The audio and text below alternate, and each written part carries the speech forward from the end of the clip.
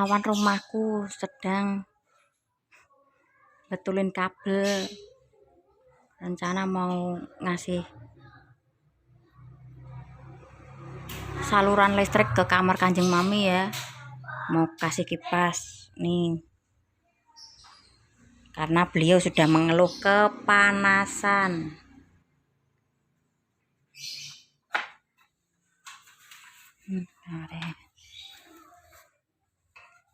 Gelap.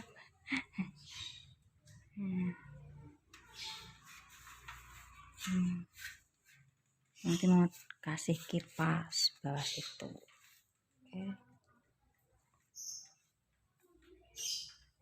Kenapa aku sebut pahlawan rumahku? Karena setiap ada apa ya aku manggilnya Bang Ari. Makanya aku kasih julukan pahlawan rumahku. Oke, udah. Semoga Kanjeng Mami seneng. Oke, assalamualaikum familiku. Sugeng dalu. Nah, ini tidak ada lagi tentang maksudnya ini lepas dari hari Senin sampai Jumat, tidak ngomong, tidak, maksudnya lagi tidak aktivitas ngomong. Nah kebetulan nih Hana sih belum pulang. Ini aku syuting di depan syuting. Ya lagi ngevlog di depan kamar sambil nungguin Hana. Ya ini cerita sedihku.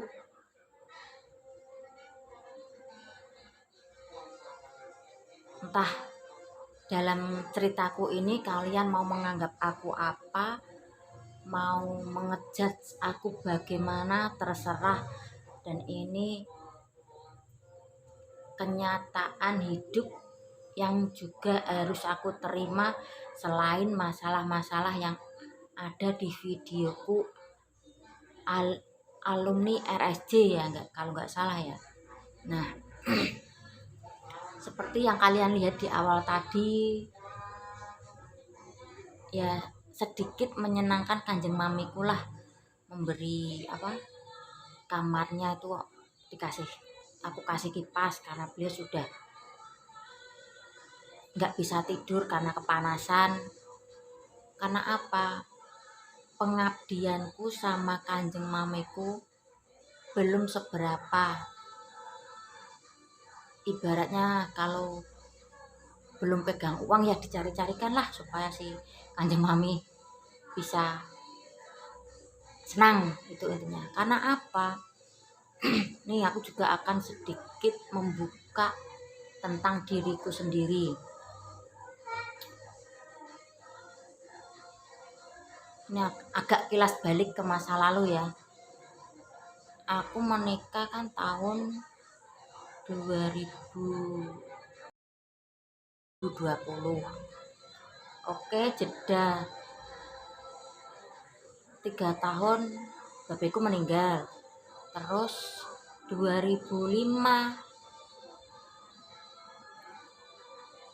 aku pisah ranjang sama suamiku yang sudah meninggal ya. Maklumlah, pernikahan dini pasti banyak masalah dan problema hidup yang belum kami siap untuk hadapi. Oke, selama 2005 aku pisah ranjang. 2007 atau enggak 8 itu aku kenal seseorang lah ya, istilahnya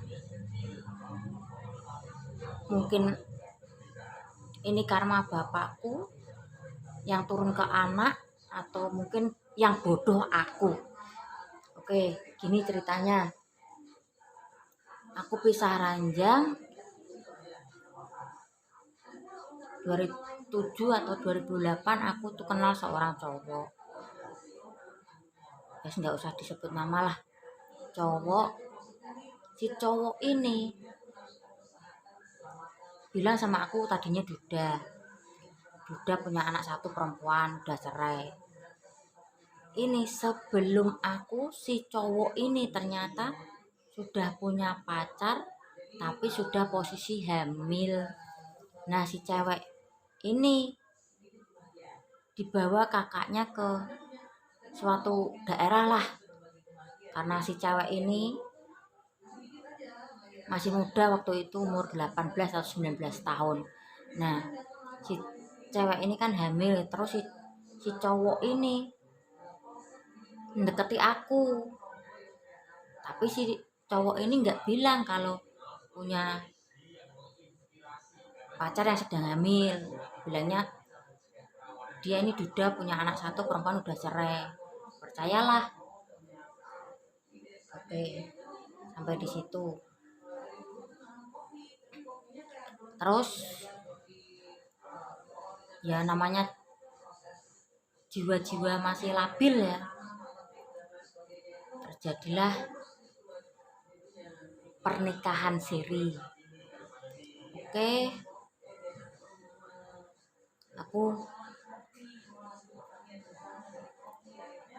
aku hamil anakku yang kedua, tapi masih posisi pisah ranjang. Oke, itu mengaku salah, karena waktu itu kami berdua belum bisa untuk mengurusi perceraian, karena masih ya masalah keluargaku yang baru terpuruk, dan si suamiku almarhum ya masih mungkin belum bisa melepaskan aku, jadi menunda-nundalah dengan cara nggak tahu lah. Oke, wes udah kembali lagi ke aku hamil. Setelah aku hamil, aku juga pernah diajak ke rumah si cowok ini, dikenalkan sama ayah sama ibunya. Tapi si ayah ibunya itu hanya diam aja, tahu kalau si anak ini kalau marah pasti bawa senjata tajam. Itu pasti orang tuanya mau diginiin. Nah, setelah jalan cukup lama, terbongkarlah. Aku tahu semua. Terus aku hanya terdiam. Kok jadi begini ya? Oke, aku terima. Terus ya aku jalani hidupku dengan kehamilanku, dengan problema-problema hidup yang belum satu selesai datang lagi itu.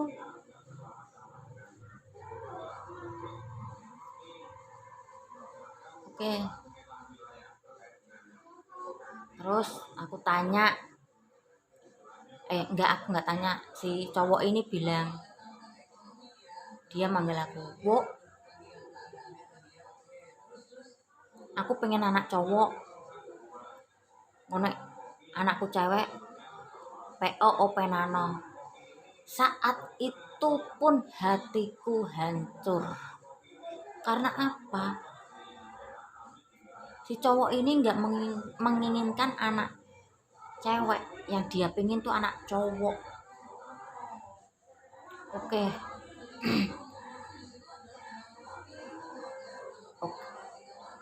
2008 sudah lahir anakku, ternyata cewek. Si cowok ini bilang apa? Anakmu wedok, openano dhewe tau. Oh my god. Bahasa Indonesianya ya, anakmu perempuan, ya didiklah sendiri. Waktu itu pun aku nggak bisa menangis. Oke, aku hanya fokus untuk membesarkan anakku.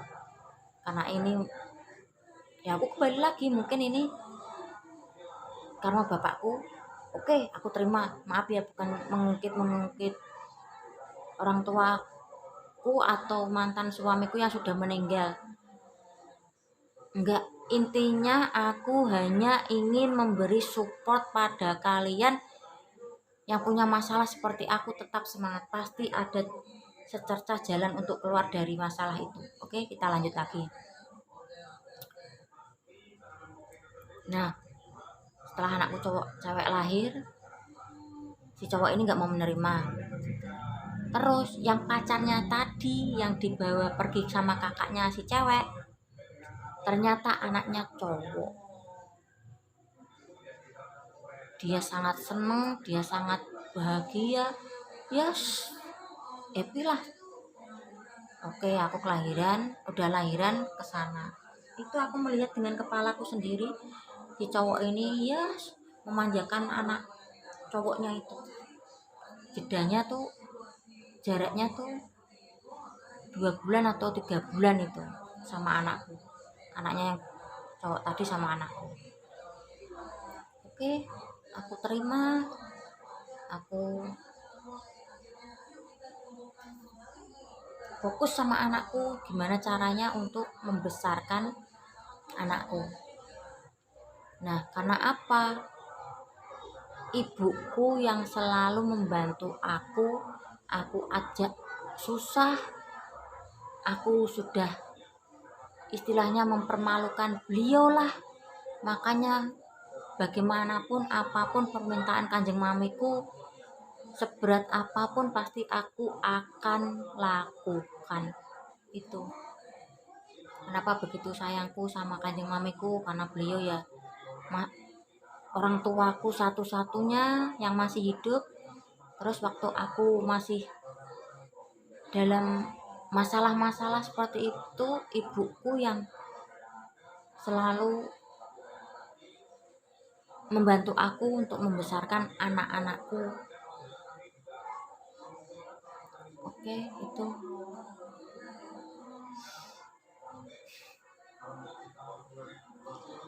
Setelah anakku lahir, aku kan masih posisi pisah ranjang. Suamiku yang almarhum itu pun tahu kalau ini bukan anaknya, dia menerima. Tapi aku untuk bisa menerima almarhum suamiku lagi, aku nggak bisa. Aku hanya karena terlalu sudah banyak, ya nggak bisa, intinya itulah masalah yang nggak perlu aku buka lagi di sini. Oke, aku hanya fokus sama anak-anakku 2 itu. Oke. Terima kasih udah mau mendengarkan kilas balikku masa laluku. Terserah kalian mau menilai aku seperti apa, terserah, itu hak kalian. Intinya bagi kalian yang punya masalah berat, seberat apapun pasti ada jalan keluarnya, pasti ada solusinya. Tetap semangat dan selalu ingat sama anak, pasti akan bisa keluar dari masalah-masalah yang kalian hadapi. Oke, terima kasih. Tetap jaga kesehatan kalian, tetap sayangi anak-anak kalian ya, meski mau beda bapak atau mau beda ibu, yang penting itu darah daging kalian. Oke, tetap semangat. Wassalamualaikum warahmatullahi wabarakatuh.